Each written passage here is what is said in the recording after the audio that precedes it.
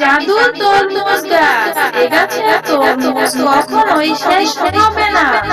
এখন থেকে তোমরা এ গাছের তরমুজ খেতেও পারবে, আবার তা বাজারে বিক্রিও করতে পারবে।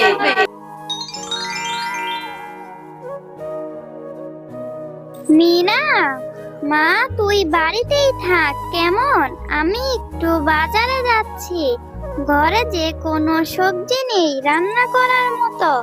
আমি বাজার থেকে কিছু সবজি নিয়ে আসছি, তুই বাড়িতেই থাক কেমন? মা, আমিও যাব তোমার সাথে, তুমি আমাকে নিয়ে যাও না। আমার যে একা একা বাড়িতে থাকতে একদম ভালো লাগে না। না রে মা, মিনা তুই বাড়িতেই থাক। আমি তোর জন্য আসার সময় চকলেট নিয়ে আসব। তুই যদি এখন আমার সাথে যাস তাহলে তুই বলবি আমাকে এটা কিনে দাও, ওটা কিনে দাও। আমার কাছে তো আর এত টাকা নেই রে মা যে আমি তোর ইচ্ছে মতন কিছু কিনে দিব। না মা, আমি কোনো কিছুর জন্য কান্নাকাটি করব না। তুমি যে আমাকে একটা চকলেট কিনে দিবে আমি সেটাই মজা করে খাবো। আর আমি কোনো কিছুর জন্য কান্নাকাটি করব না। আমি তোমার সাথে গেলে বাজারটা একটু ঘোরাও হয়ে যাবে। আমার যে একা একা বাড়িতে থাকতে একদম ভালো লাগে না।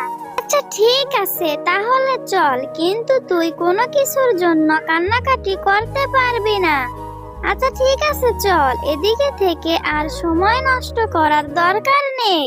একথা বলার পর মিনার মা আর মিনা বাজারের দিকে রওনা দেয়। মিনার মা যখন বাজার করছিল তখন মিনার চোখ যেয়ে পড়ে বাঘিনীর তরমুজের উপর। মা দেখো না, ওই যে বাঘিনী মামির দোকানে কত সুন্দর সুন্দর তরমুজ দেখা যাচ্ছে। মনে হয় খেতে অনেক মজা হবে। তুমি আমাকে একটা তরমুজ কিনে দিবে মা? মিনা, এজন্য তোকে আমি বলেছিলাম তুই আমার সাথে আসার কোনো দরকার নেই। এই তো এখন এসে বলছিস তোকে আমি তরমুজ কিনে দিতাম। আচ্ছা মিনা, আমার কাছে কি আর অত টাকা আছে যে আমি তোকে এত দামি একটা তরমুজ কিনে দিব? আমার কাছে তো বাজার করার মতো অত টাকা নেই। যে কত টাকা ছিল আমার মনে হয় আমি সব সবজি বাজার থেকে কিনে নিয়ে যেতে পারবো না। কাঁচা বাজারের এত দাম।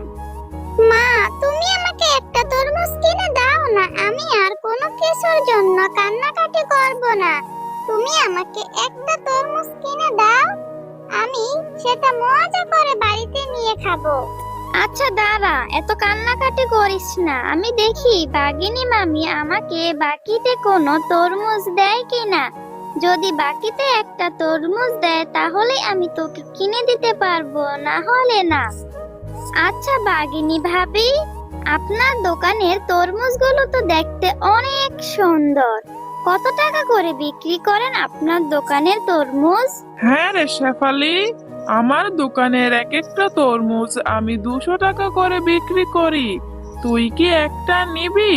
তাহলে তুই আমাকে 200 টাকা দে, তাহলে আমি তোকে একটা তরমুজ দিচ্ছি। বাঘিনী ভাবি, ইয়ে মানে আমি তো একটা তরমুজ নিব, কিন্তু আমার কাছে কোনো টাকা নেই। তুমি কি আমাকে একটা তরমুজ বাকিতে দিবে? আমি তোমাকে 2-1 দিনের ভিতরে তোমার টাকা এসে দিয়ে যাব। আরে শেফালি, তরমুজ কি কেউ বাকিতে বিক্রি করে? আর আমি তো কোনো তরমুজ বাকিতে বিক্রি করি না।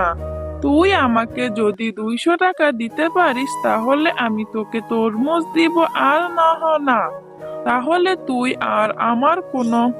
তুই যদি আমাকে 200 টাকা দিতে পারিস তাহলে আমি তোকে একটি তরমুজ দিব। আমি বাকিতে কোনো তরমুজ বিক্রি করব না। অযথা তুই আমার সময় নষ্ট করিস না। তুই এখন এখান থেকে চলে যা, আমাকে আরেকটা কাস্টমারের কাছে তরমুজ বিক্রি করতে হবে। আচ্ছা বাঘিনী ভাবি, আপনি আমাকে এরকম করে কেন কথা শোনাচ্ছেন? আপনি যদি না দিতে পারেন তাহলে বলেন যে আমি দিতে পারবো না।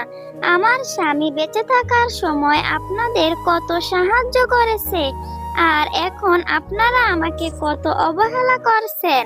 একথা বলার পর শেফালি শিয়ালিনী ও তার মেয়ে মিনা সেখান থেকে চলে আসে। মা, তুমি কি রান্না করছো? তোমার রান্না কি শেষ হয়েছে? আমার অনেক ক্ষুধা পেয়েছে, তুমি আমাকে তাড়াতাড়ি ভাত দাও। না রে মা মিনা, এখনো রান্না করা হয়নি। তুই একটু এখানে বস, আমি তোকে কিছুক্ষণের মধ্যেই খাবার দিচ্ছি। আচ্ছা মা, তোমার তো এখনো রান্না করতে অনেক বাকি।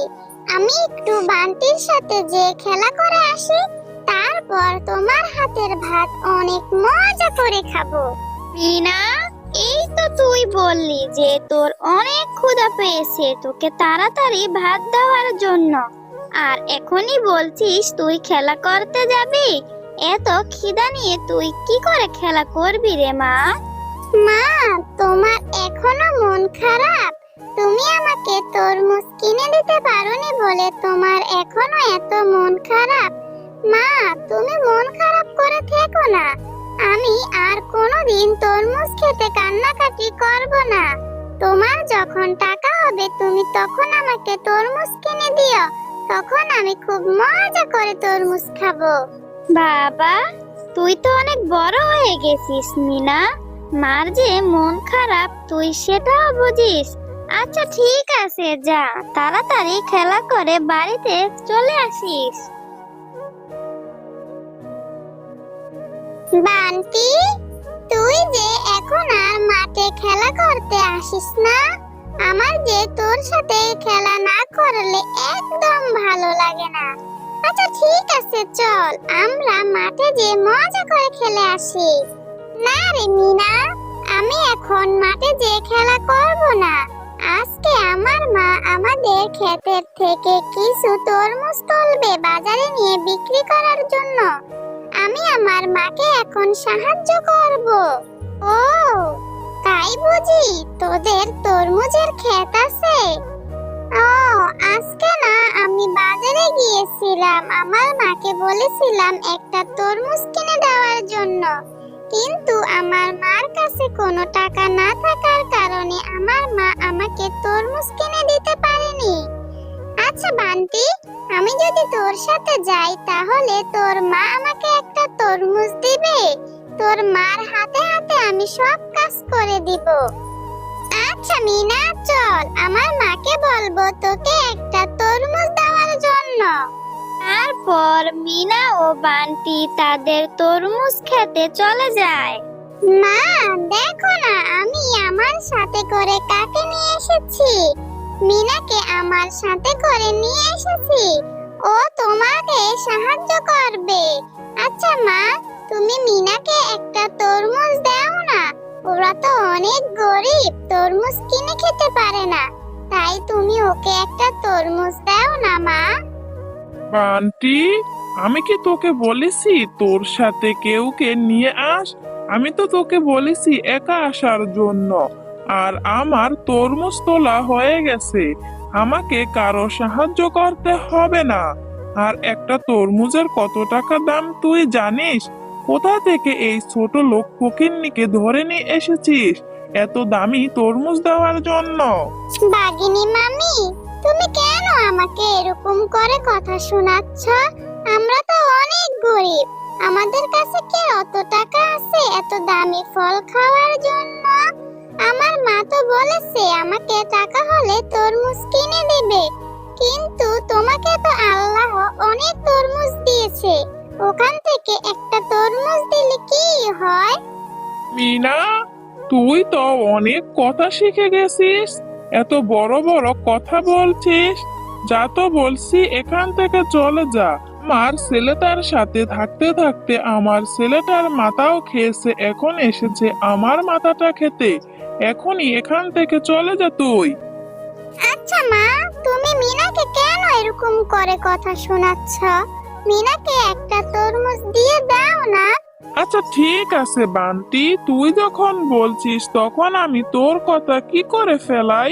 আচ্ছা ঠিক আছে মিনা, তুই এখান থেকে এই তরমুজটা নিয়ে তোদের বাড়িতে চলে যা। কিছুটা খারাপ আর কিছুটা ভালো আছে, তোর মাকে বলবি পচাটুকু ফেলে তোকে ভালাটুকু কেটে দেওয়ার জন্য। তখন তুই আর তোর মা খুব মজা করে তরমুজ খাস। তুমি সত্যি কথা বলছো কাকিমা, তুমি অনেক ভালো। আমি আজকে খুব মজা করে তরমুজ খাবো। একথা বলার পর মিনা সেই পচা তরমুজটা নিয়ে তাদের বাড়িতে চলে যায়। মা, এদিকে আসো, দেখে যাও, আমি একটা তরমুজ এনেছি। বান্টির সাথে যখন খেলা করতে গিয়েছিলাম তখন বান্টির মা আমাকে এই তরমুজটা দিয়েছে, বলেছে বাড়িতে এনে খুব মজা করে খাওয়ার জন্য। মিনা, সেই কখন থেকে আমি তোর জন্য ভাত বেড়ে অপেক্ষা করছি। তোর অনেক খিদা পেয়েছে, ভাত খাবি, আর তুই কোথায় গিয়েছিলি? এই বাঘিনী ভাবি তোকে এত পচা একটা তরমুজ দিল আর তুই সেটা বাড়িতে নিয়ে এসেছিস। তোকে তো আমি বলেছি আমার কাছে যখন টাকা হবে আমি তোকে তখন তরমুজ কিনে দিব।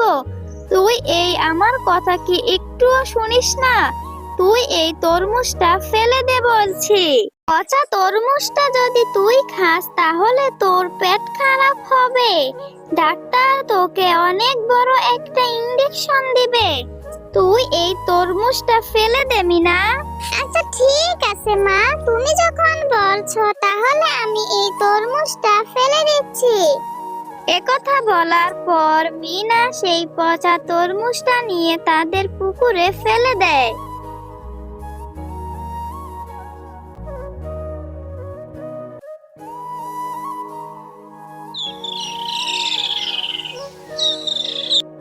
মা, এদিকে আসো, দেখে যাও, আমাদের পুকুরে কতগুলো তরমুজের গাছ হয়েছে।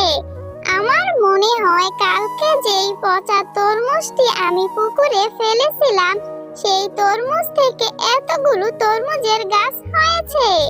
ভালোই হলো মা, বলো, আজকে থেকে আমি প্রতিদিন মজা করে তরমুজ খেতে পারবো। মিনা, তোমরা মা ও মেয়ে অনেক ভালো। কালকে যেই পচা তরমুজটি তুমি পুকুরে ফেলেছিলে সেই তরমুজ থেকে এতগুলো তরমুজের গাছ হয়েছে। আমি জাদুর তরমুজ গাছ। এ গাছের তরমুজ কখনো শেষ হবে না। এ গাছের তরমুজ তোমরা খেতেও পারবে, আবার তা বাজারে বিক্রিও করতে পারবে। এখন থেকে তোমার